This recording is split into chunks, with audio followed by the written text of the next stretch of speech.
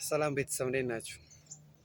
ትናንት በተደረገው ጨዋታ እኔ በጣም አዝኛለሁ። በጣም ከፍቶኛል። በእርግጥ ከሊቨርፑል ጨዋታ ጀምሮ እያንዳንዱ ያደረጋቸው ጨዋታ አርሰናል አርቴታ በጣም ቀሽሙን ቡድን ነው ያሳየን። ተጫዋቾች በጣም ምርጥ ናቸው። ከአንድ ሁለት ሶስት ተጫዋቾች ውጭ ማለት ነው። እኔ ተጫዋች የአርሰናልን መለዮ መልበስ አይመጥንም።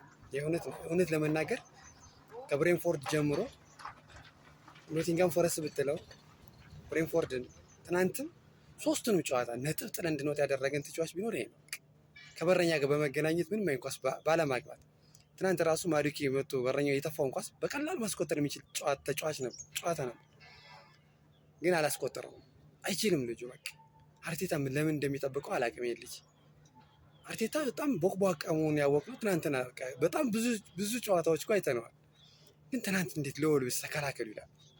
እንዴት አንተ 59ኛው ደቂቃ ላይ 2-0 እኮ እየመራን ነበር።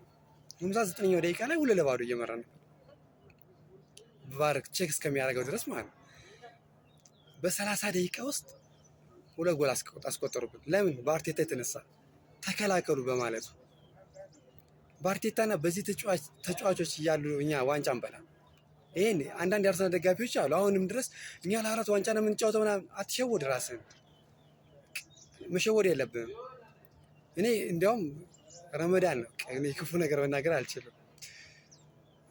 ሌሎችም የጾማቸው ወንድሞቻችን አላችሁ፣ ክርስቲያኖችም ጾሙ ላይ ናቸው ያላችሁ እና እኔ እንዲያውም ከዚህ በኋላ ማርቲኔሊ በቡድን ውስጥ ስብስብ ውስጥ ቤስት 11 ውስጥ ካለ ጨዋታውን ያለው ለምን ራሴን አቃጥላለሁ?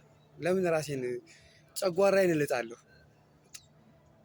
እና ብቻ ምን አለፋችሁ ይሄ ተጫዋች እና አሰልጣኛችን እስካለ ድረስ ዋንጫ እንደማንበላ ያረጋግጣል። ከዚህ በኋላ ያሉ ጨዋታዎች በሙሉ ማለት ነው እኔ አርሰናል ያሸንፋል ብዬ ደረቴን ነፍቼ የማየው አንድም ጨዋታ የለም። ቀሪ 11ዎችንም አርሰናል ያሸንፋል ብዬ በልበ ሙሉነት የምናገረው አንድም ቡድን የለም። እናንተ ካለ በጣም አድናቂያችሁ ነኝ። የእውነት አጨብጭብላችኋለሁ። ለእናንተ ካለ ነው የምላችሁ። የእውነት አሁንም በአርሰናል ላይ ሙሉ እምነት ካላችሁ የእውነት ትችላላችሁ።